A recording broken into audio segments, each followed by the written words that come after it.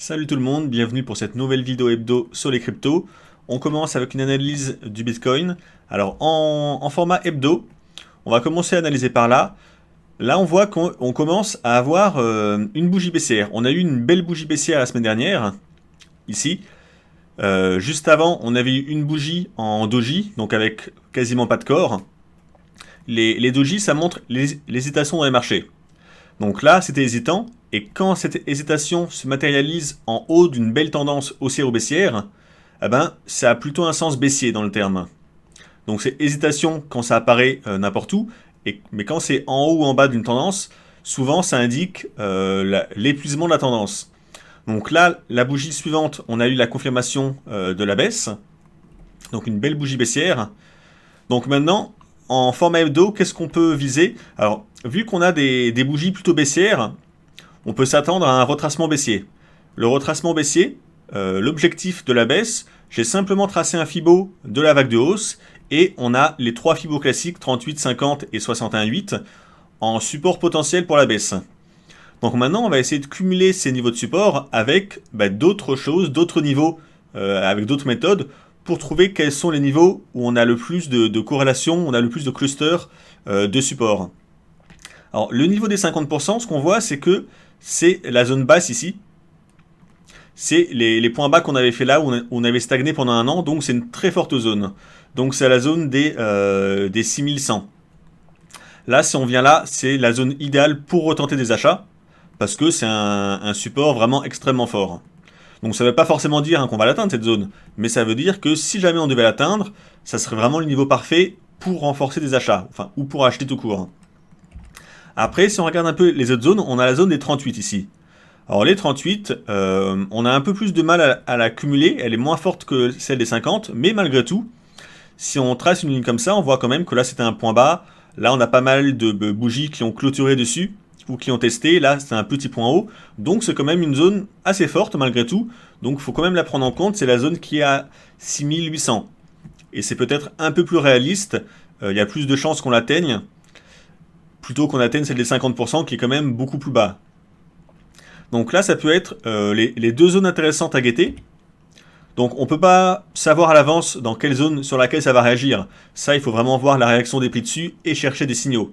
Mais on sait que c'est la zone d'intervention qu'on va privilégier pour prendre des achats, pour essayer de se replacer dans la tendance haussière. Parce que je rappelle que le but qu'on peut viser à moyen terme, c'est revenir tester le sommet ici, dans la zone des 10 000. Là, on a une belle phase de hausse, hein, ça montre que les acheteurs sont revenus sur le marché. Une fois qu'on aura corrigé un peu, ce qu'on peut viser, c'est la poursuite de la hausse et viser les 10 000. Donc ça, c'est vraiment pour les plans en swing. Et pour ça, j'aimerais bien qu'on corrige encore un peu plus bas pour vraiment vouloir racheter. Sachant que si on regarde les indicateurs, là j'ai mis un stochastique, on est en zone de surachat. On a même eu un signal théorique de vente avec le croisement des deux lignes à la baisse ici. Donc là, pour du swing, c'est pas le moment d'acheter. Parce qu'il y a quand même un fort risque de correction. Mais ça ne veut pas dire que la correction va se faire vite, et ça ne nous empêche pas à court terme de vouloir tenter des achats. Parce que là, quand on voit le momentum haussier qu'il y a sur le Bitcoin, on peut se dire que, vu qu'il n'est pas très docile, ça pourrait très bien continuer à pump, même si les indicateurs sont en surachat, même si on a des divergences baissières. C'est pour ça que, pour le plan swing, pour vraiment prendre des positions fortes, je vais attendre une correction plus profonde. Mais vu que c'est pas sûr qu'on ait la correction profonde, avec le Bitcoin qui aime bien pumper à la hausse, en court terme, on peut encore tenter des achats. Donc on va voir les plans à court terme maintenant. Mais juste avant, j'ai oublié de vous montrer les bandes de Bollinger, donc l'indicateur, en format hebdo toujours. On voit que on a vraiment un tassement du momentum haussier. Là, on était sorti des bandes à la hausse avec des clôtures en dehors des bandes, et là on a enfin réintégré les bandes avec la bougie baissière. Donc classiquement, ce qu'on peut viser quand on réintègre les bandes, c'est un retour sur la médiane des Bollinger. La médiane des Bollinger, c'est simplement une moyenne mobile 20 périodes. Enfin 20 périodes si vous servez d'indicateur avec les réglages standard de 20. Donc là, si ça continue à baisser, la moyenne mobile va continuer à monter, et je pense qu'elle devrait arriver à peu près dans cette zone, hein, entre le Fibo 38 et 50. Donc ça corrobore un peu le niveau qui nous intéresse pour rechercher des achats avec un rebond entre le 38 et les 50. Donc à court terme, on va passer en format 8 heures, c'est un format que j'aime bien. À court terme, on est toujours dans une fourchette d'Andrews, enfin pas très bien tracée, mais au moins un canal haussier parallèle comme ça. Donc la tendance pour moi reste haussière à court terme. Tant qu'on est dans ce canal en noir, avec point bas, point haut, point haut, point haut, point bas ici, c'est un canal haussier, donc la tendance est haussière. C'est pour ça que je vous disais que même si on a des signes baissiers plutôt en format hebdo, on peut à court terme toujours tenter des achats sur Bitcoin. Des fois que ça pump, tant mieux pour nous. Et si ça pumpe pas et qu'on sort à la baisse de ce canal haussier en noir, là ça sera un vrai signal à court terme de baisse, on sortira de position. Ça n'aura pas coûté cher parce qu'on joue à court terme avec un stop légèrement sous le canal. Et des fois que ça pump, ça rapportera quand même beaucoup. Donc c'est pour ça qu'à court terme, des achats sont toujours possibles pour moi, parce que la tendance court terme n'a pas encore donné de signal de baisse. Donc à court terme, tant qu'on est dans le canal haussier, on peut chercher des achats. On avait également cette fourchette en orange qui canalisait ce petit mouvement de baisse. Donc je l'avais déjà tracé, je crois, dans la dernière vidéo. Et là on voit qu'on en est sorti à la hausse ici. Donc c'est plutôt un signal aussi à court terme. Donc on est toujours dans la fourchette en noir et on est sorti à la hausse, donc breakout haussier de la fourchette en orange qui canalisait la tendance très court terme baissière. Donc peut-être que la tendance va redémarrer à la hausse à l'intérieur de la fourchette en noir. Et en plus de ça, on avait déjà vu la semaine dernière avec Ishimoku, en format 8 heures toujours, là les cours sont passés légèrement sous le Kumo, mais la Chikou qui était là à ce moment-là était toujours au-dessus du Kumo. Ça veut dire que la tendance était toujours haussière. Enfin, en tout cas, la tendance baissière n'était pas actée. Ce qui est beau, c'est ça, c'est la Chikou ici. Vous voyez comme elle a rebondi pile poil sur le nuage quand les cours étaient ici. Donc là, les cours étaient à la fois sur le bas de la fourchette et la Chikou, qui était donc retardée de 26 périodes et qui était donc à ce niveau-là, à ce moment-là, a rebondi parfaitement sur le nuage. Et là, ça repart à la hausse. Donc c'est pour ça qu'à court terme, j'ai toujours un biais haussier. En tout cas, tant qu'on est à l'intérieur de cette fourchette en noir, j'ai un biais haussier.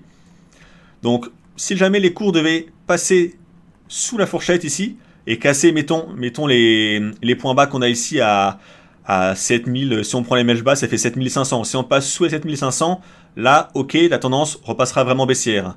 Parce que la fourchette aura été cassée à la baisse, les cours seront sous le Kumo, si on est là, et la Chikou, il y a des chances qu'elle soit également sous le Kumo si on fait ce mouvement de baisse, vu qu'elle est comme les cours. Donc là, on sera baissier.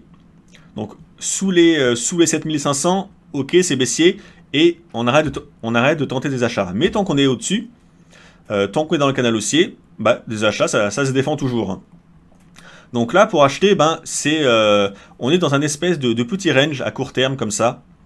Point haut, point bas, point bas, point bas, point haut. Donc, idéalement, en bas du range. Alors, je ne sais pas si on va retester le bas du range, mais peut-être si on coupe un peu la poire en deux, si on reteste la fourchette en noir, ça fait la zone des 7800, 7750. Ça peut être une zone pour retenter des achats. Hein. Si on achète ici, donc sur la fourchette, avec un stop sous les 7500, avec un peu de marge, et ce qu'on vise, c'est un retour sur la médiane à 8700 et quelques, voire même si le BTC veut pump, on le laisse monter. Hein. On peut viser le haut de la fourchette à 9500. Donc là, vous voyez, en format hebdo, on a plutôt des signes baissiers, c'est vrai, mais à court terme, on n'a pas encore eu de validation de la baisse à court terme. Donc pour moi, les achats sont toujours jouables. Je ne sais pas si ça va continuer à monter, mais ce que vous devez prendre en compte, c'est le ratio rendement-risque toujours. Tenter un achat ici avec un stop serré, ça vous coûte pas cher si c'est invalidé. Et ça peut vous rapporter gros si la tendance haussière redémarre ou si ça pump. Donc ça vaut le coup de tenter pour moi. Alors un petit mot aussi, j'ai vu passer sur le net une ETE, donc une épaule tête épaule. Alors elle est vraiment pas très belle, hein, j'en suis pas très fan. Je vais quand même vous la montrer pour ceux qui veulent la voir. Donc là on aurait une épaule, la tête, et ici on aurait fait une espèce de deuxième épaule comme ça. Donc je vous dis, elle est vraiment pas très très belle. J'aime pas trop le point de départ qu'on prend ici, il me plaît pas trop. La deuxième épaule, on n'a pas vraiment atteint la taille de l'épaule gauche. Mais malgré tout, peut-être qu'elle pourrait marcher. Des fois, les figures, même si elles sont pas très propres, peuvent fonctionner. Mais dans tous les cas, ça nous donne les mêmes niveaux que ce que j'ai dit avant. La ligne de coup serait ici, donc les 7500. Donc si on passe sous la ligne de coup, si on la casse en clôture avec une bougie baissière, ben, ça pourrait valider cet ETE. Et l'ETE, ben, la taille de l'ETE qu'on reporte à la cassure, ça nous donne l'objectif baissier. Donc ça serait à peu près par ici. Ça nous ramènerait vers les 6060. Donc les 6060, si on repasse en format hebdo et qu'on remet le Fibo que j'avais tracé à la base comme ça nous ramènerait sur le Fibo 50. Donc voilà, encore, en fait ça peut encore nous donner un niveau supplémentaire pour nous dire que cette zone est vraiment une zone très très forte, la zone des 6100. Mais voilà, on en est encore loin pour l'instant. Je préfère vraiment jouer à court terme pour l'instant, me baser sur le canal haussier. Tant qu'on est à l'intérieur, ben, je garde un biais haussier court terme. Par contre, si on passe en dessous, ben là on aura un signal baissier court terme, et en hebdo, on a déjà des signaux plutôt baissiers. Donc là, il faudrait arrêter les achats et attendre une correction plus profonde pour se replacer acheteur. On va regarder l'Ether en dollars. On est en format hebdo. Alors, le plan n'a pas changé depuis les dernières semaines, hein. C'est plutôt orienté à la hausse. On a un niveau très fort à aller chercher à la hausse, qui est le niveau des 365 ici. Donc c'est un niveau chartiste, hein, c'était le point bas ici et les points hauts ici. Et c'est également un niveau de Fibonacci. Par rapport à cette phase de baisse, c'est le retracement haussier à 38%. Donc c'est le gros niveau à aller chercher à moyen terme. Et actuellement, on est sur le Fibo 23% de cette phase de baisse toujours. Et on hésite, hein, depuis 3-4 semaines maintenant, on oscille autour du 23%. Donc le 23% à 250-255. Donc là, on va zoomer en format journalier pour affiner un peu. Alors en format journalier, on va passer en bougie Kinachi pour relisser un peu. Parce qu'on n'a pas énormément de mouvement, et avec ça on voit mieux la tendance. Alors là on voit bien que la tendance est haussière, hein, sur l'Ether, on a pas mal de chandeliers verts. Par contre là on voit qu'on arrive dans une zone de congestion. Donc c'est un espèce de range avec une borne haute à 275 ici et une borne basse dans les 230. Donc là, bah, depuis le 16 mai, depuis qu'on y est entré, vous voyez que on est en range. Donc on est à l'intérieur d'une zone de congestion. Alors c'est plutôt pas mal parce que si on regarde un peu du côté des indicateurs, là on a un stochastique et un RSI classique. On voit que quand on a pénétré dans la zone, on était vraiment en surachat sur le stochastique, sur le RSI, pardon. Donc il faut bien un moment qu'on est en surachat, que les cours soit corrigent à la baisse et fassent un vrai mouvement baissier, soit latéralisent en faisant un range comme ça. Ça permet de dégonfler les indicateurs. Donc là, vous voyez le RSI qui était en surachat. Le fait qu'on range depuis déjà pas mal de temps, eh ben, ça le permet de lui dégonfler. Et là, il est repassé en zone totalement neutre. On est à 50, grosso modo. Donc maintenant qu'il a dégonflé, ça veut dire qu'il pourrait y avoir une nouvelle phase de hausse, parce qu'on n'est plus en surachat. Et le stochastique, un peu pareil, qui était assez haut, donc qui a même atteint la phase de surachat rapidement ici, eh ben, là il a dégonflé, là il est plutôt sur la borne basse, et on va peut-être avoir un signal d'achat. Donc tout ça pour dire qu'on ne sait pas si on va sortir à la hausse ou à la baisse de ce range, mais le fait qu'on ait fait un range, ça donne une possibilité que la hausse puisse redémarrer. Parce qu'on n'est plus dans les zones de surachat maintenant. Donc là, il va falloir guetter. Alors, si on veut faire des plans maintenant, soit vous êtes acheteur, comme on avait conseillé dans la vidéo d'avant, il y a plusieurs semaines déjà. Dans ce cas-là, il faut tenir l'achat. Tenir l'achat pour viser les 365 à terme. Soit, si vous n'êtes pas acheteur, bah, il y a plusieurs plans différents. Soit vous achetez en bas de la zone de range. Vu que c'est un range, on peut acheter en bas vers les 230 avec un stop un peu en dessous. Et vous espérez qu'à terme, on sorte de ce range à la hausse. Comme ça, vous serez en position. Soit vous attendez une cassure du range à la hausse. Donc si on fait un breakout haussier, bah, vous achetez à la cassure si on fait une clôture de bougie au-dessus des 275. Bon, ça fait un prix moins bon. Mais au moins, vous avez plus de certitude vu qu'on est sorti du range à la hausse. Sinon, si vous voulez un plan à un peu plus long terme, bah, il ne faut pas se dire qu'on va forcément sortir à la hausse. Ça peut très bien sortir à la baisse du range, hein, c'est pas un scénario à exclure. Si on sort à la baisse du range, alors il y a un petit niveau de support vers les 200-210 quand on va retester l'oblique ici. Mais ce niveau me plaît moyennement parce que j'arrive pas à cumuler à à autre chose en fait. Il est tout seul ce niveau, on n'a pas de support chartiste ici, on n'a pas grand chose.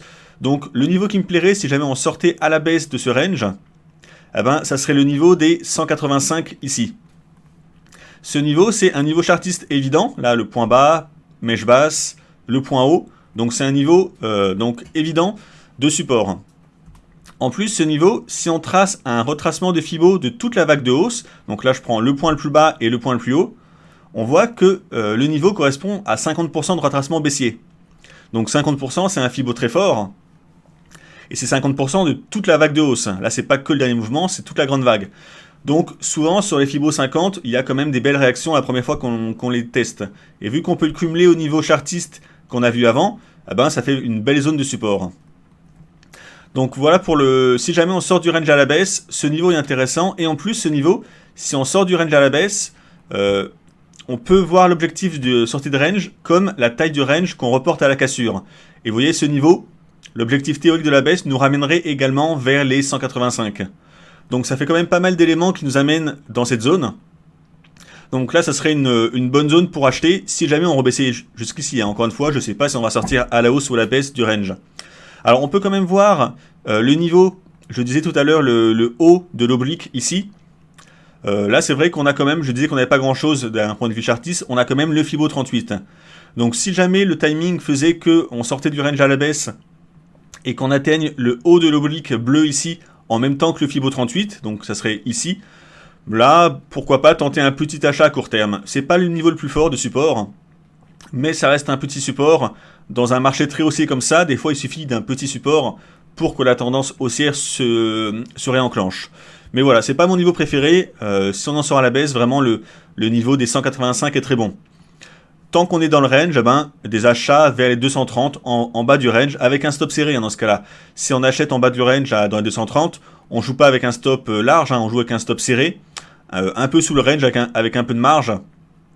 Et ce qu'on vise, c'est un retour en du range pour ceux qui jouent à court terme. Et pour ceux qui veulent jouer à moyen terme, vous visez le niveau qu'on a au-dessus des 365. Donc voilà pour les plans sur l'Ether. On va regarder le Bitcoin Cash face au dollar. Donc là, on est en graphique hebdo. Alors en graphique hebdo, ce qu'on peut faire, là on voit qu'on a un petit mouvement de hausse. On va simplement le mesurer avec un Fibo par rapport à cette grande vague de baisse. Là, on voit que la correction, en fait, elle a été jusqu'au Fibo 23%. Donc le premier Fibo. Et là, ça repart à la baisse. Donc c'est logique, on va dire, on est sous une résistance. C'est le premier test qu'on fait de la résistance. Donc souvent, au premier test, il y a quand même une réaction baissière. Donc vu que ça baisse, maintenant, on peut se demander jusqu'où ça pourrait baisser si jamais on voulait tenter de chercher des achats. Donc pour ça, on va tracer un Fibo dans l'autre sens par rapport à la vague de hausse. On va le changer de couleur et on va regarder simplement le Fibo à 38%. Vu que c'est le premier Fibo vraiment important de correction, le Fibo 38 est là. Ça veut dire que tant qu'on n'a pas corrigé au moins jusqu'à ce Fibo, je ne suis pas très intéressé pour vouloir chercher des achats ici. Parce qu'on n'a pas une correction suffisante pour pouvoir se dire que la tendance haussière va reprendre. En plus, là, en format hebdo, on voit qu'on a une bougie d'avalement baissière, en rouge. Donc, ça indique en général une poursuite de la baisse. Et on avait juste avant une toupie en chandelier japonais qui montrait déjà l'hésitation du marché. Donc là, je me dis que c'est pas le moment de vouloir forcément acheter maintenant, parce qu'on n'a pas assez corrigé, et qu'on a des chandeliers japonais qui indiquent plutôt une baisse. Mais on va quand même affiner en format journalier, parce que là, le fait qu'on baisse sous le Fibo 23, donc c'est le premier test, le Fibo 23 est pas très fort, donc c'est pas une résistance très grosse. Ça veut dire que si on l'a atteint et qu'on baisse un peu, il y a quand même des chances par la suite qu'on reparte tester au moins le Fibo 38 de résistance. Donc il est à 700, 750, donc ça fait un bel objectif. Donc on va passer en journalier pour chercher en journalier où est-ce qu'on pourrait se placer. Donc on a vu le Fibo 38 à 326, c'est un niveau intéressant. En plus on voit que c'est un niveau chartiste assez intéressant parce que c'est les points hauts qu'on a ici. Donc point haut, point haut, point haut, et là point bas et la mèche si on agrandit un peu la zone ici. Donc c'est quand même une zone de support, surtout qu'à c'était point haut, on a baissé, breakout haussier ici. Là on pourrait simplement venir faire un throwback dessus avant que ça reparte à la hausse. Donc ce niveau est quand même intéressant à guetter. On va essayer d'ajouter maintenant des tracés pour avoir encore d'autres niveaux, voir si on peut cumuler. Donc là, ce qu'on peut faire, c'est prendre une fourchette d'Andrews avec le point bas. Là, on va prendre le point bas ici. Et là, on va prendre le point haut. Donc point bas, point haut, le point le plus haut qu'on a fait. Et après, là, en fait, avec une fourchette, c'est à vous d'ajuster manuellement la fourchette pour que ça colle le mieux possible et de regarder si tous les niveaux collent bien. Là, si je mets au point bas qu'on a ici, donc de la phase de latéralisation, ça me plaît assez parce que on voit que là, on a eu un retest très net. Là, pareil. Et la médiane, regardez comme elle a bien réagi ici. On baisse, on teste le niveau 50% ici en pointillé, on remonte tester la médiane, on teste le point bas, et là, on retourne tester la médiane et on reste collé dessous très longtemps. Là, on baisse jusqu'au niveau 50, et juste avant, on avait testé ici avec la mèche le niveau 50. Donc on voit que cette fourchette tracée comme ça a très très bien canalisé les cours. Donc là, maintenant qu'on a ça, on a donc un espèce de canal haussier qui peut driver les cours. Ça coïncide assez bien avec notre zone d'achat qu'on voudrait avoir. Si dans les prochains jours, ça baisse assez rapidement, peut-être qu'on reviendrait tester la zone des 38%, du Fibo 38% de retracement baissier, et ça coïnciderait, si ça arrive bientôt, avec le bas de la fourchette. Donc là, on aurait une super zone du coup de support. Donc la zone, c'est les 326 ici. Ça correspondrait peut-être à une petite mèche basse en dessous de la fourchette, du niveau de la fourchette. Mais voilà, c'est le niveau de Fibo 38% qui est intéressant pour se placer par rapport au timing qu'on a avec la fourchette. Alors bien sûr, il faut que ça arrive assez rapidement, hein, dans les prochains jours, dans les 2 prochaines semaines, on va dire. Si jamais on l'a pas atteint dans 2 semaines, en gros, le niveau sera plus bon. Parce que si on l'atteint ici, là, on va pas aller chercher le Fibo 38, parce qu'on serait vraiment loin. Mais si on l'atteint rapidement, là, ça correspondrait juste à une petite mèche baissière sous la fourchette. Donc là, ça serait le niveau idéal pour tenter un achat, parce que si on tente un achat, donc sur le Fibo 38 avec un stop un peu en dessous, avec un peu de marge, alors c'est pas la peine d'avoir un stop très, très large ici, parce que vu qu'on achèterait sur la mèche qui est déjà un peu en dessous de la fourchette, si ça continue à baisser, ça voudra dire qu'on a vraiment cassé la fourchette. Et donc il y aura des risques de baisse plus importants. Mais du coup, ça nous permet d'avoir un risque minime, et si on achète, et que ça rebondit bien à l'intérieur de la fourchette, là on pourrait aller chercher à terme le niveau des 38% qu'on a vu avant, qu'on avait vu en hebdo, qui est à 750 quasiment. Donc ça peut faire un ratio rendement risque qui est vraiment excellent. Et dans tous les cas, d'un point de vue graphique, on est dans un canal haussier matérialisé par la fourchette d'Andrews. Donc tant qu'on est dans le canal haussier, la tendance est haussière et ça vaut le coup de tenter des achats. Donc voilà pour le Bitcoin Cash. Là, pas hyper intéressant. Alors on est quand même sur le niveau des 50% de la fourchette.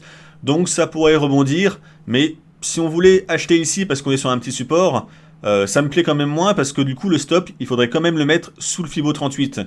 Et du coup ça nous fait un stop qui est beaucoup plus cher que si on arrive à avoir un prix parfait sur le bas de la fourchette. Sur IOTA en USDT, on est sorti de cette espèce de triangle en rouge à la hausse. On a fait un throwback dessus, c'est reparti à la hausse, là ça rebaisse. Donc potentiellement, si ça rebaissait et que ça revenait refaire un throwback sur le haut de triangle, ça serait un bon niveau, je pense, pour tenter un achat, pour jouer les rebonds à terme.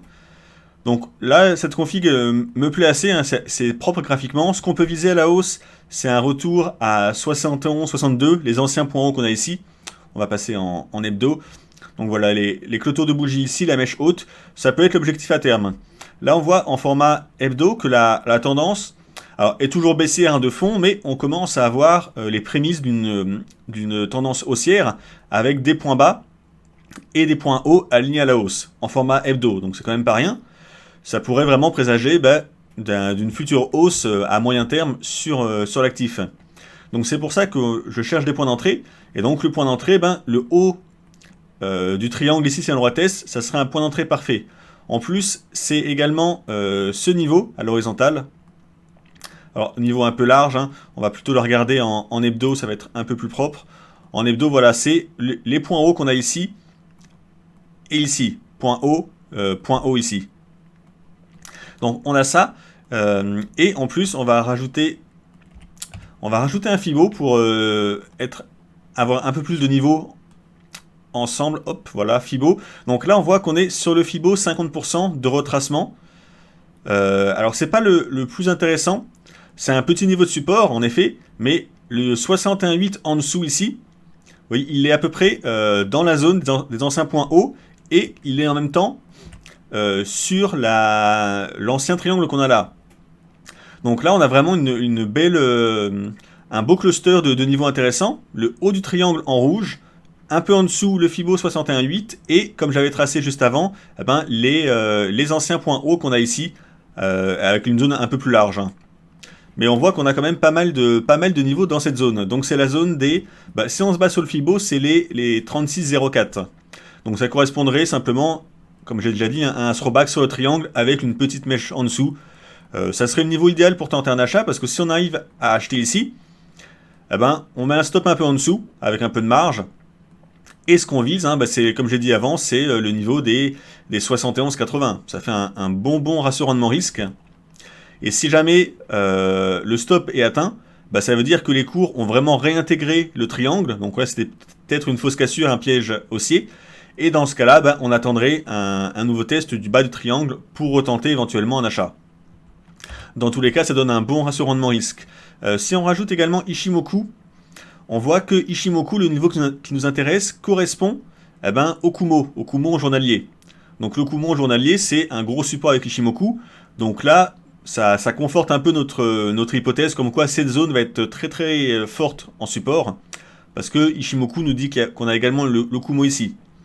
Alors avec Ichimoku, si on veut affiner un peu, on a quand même actuellement, là on est sur le Fibo 50, c'est un support, mais on a quand même plutôt une poussée baissière. Hein. Là on voit que la Tenkan croise la Kijun à la baisse ici, croisement baissier, donc c'est plutôt un signal baissier. Et ici la Chikou est dans la bougie, donc ça risque d'hésiter à sortir à la hausse ou à la baisse. Donc c'est pour ça que le niveau des 50% ici m'intéresse pas trop. J'aimerais vraiment qu'on teste le Kumo. Surtout que là, les cours sont passés vraiment franchement sous la Kijun en bleu. Donc en général, dans une belle tendance haussière, la Kijun en bleu fait rebondir les cours comme ici, comme là. Là, le fait qu'on soit passé en dessous, ça montre quand même qu'il y a une poussée baissière, les vendeurs ont la main pour l'instant. Donc pour moi, le plan, c'est de laisser baisser les cours, vu que j'ai l'impression qu'à court terme, ils veulent baisser. Et s'ils viennent dans la zone d'intervention à 36, eh ben, c'est la zone idéale pour tenter un petit achat. Un petit mot très rapide sur le Litecoin face au dollar. En format hebdo, on est en train de casser là une belle résistance. Hein. C'était cette zone. Donc le Fibo 23% de toute la vague de hausse. Et les points bas ici et le point haut ici. Donc la zone des 100, 105 est vraiment en train d'être cassée. Donc du coup, vu qu'elle est cassée, il y a des fortes chances que ça continue à monter à terme. Hein. Qu'on aille chercher le Fibo suivant, 38% à 154. Par contre, là, pour se placer, c'est un peu plus compliqué. Si vous n'êtes pas déjà à l'achat, si vous êtes à l'achat, visez le Fibo 38 à 154. Si vous l'êtes pas, c'est un peu plus dur de trouver un niveau pour se placer. J'aime pas trop acheter sur un truc qui pump comme ça, parce qu'on sait jamais si les pumps vont tenir ou si ça va rebaisser rapidement. Donc c'est un peu trop pile ou face de vouloir se placer sur un pump.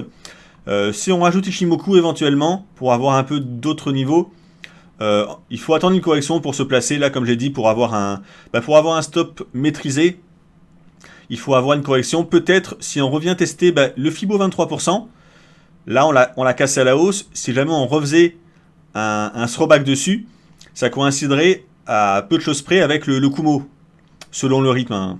Donc le niveau des 105, ce sera un niveau éventuellement pour tenter de reprendre un achat. Alors, c'est vraiment pas sûr hein, qu'on l'atteigne. Là, ça a l'air très haussier. Mais même si c'est haussier, je vois pas un bon point d'entrée pour se placer maintenant après cette grosse bougie haussière.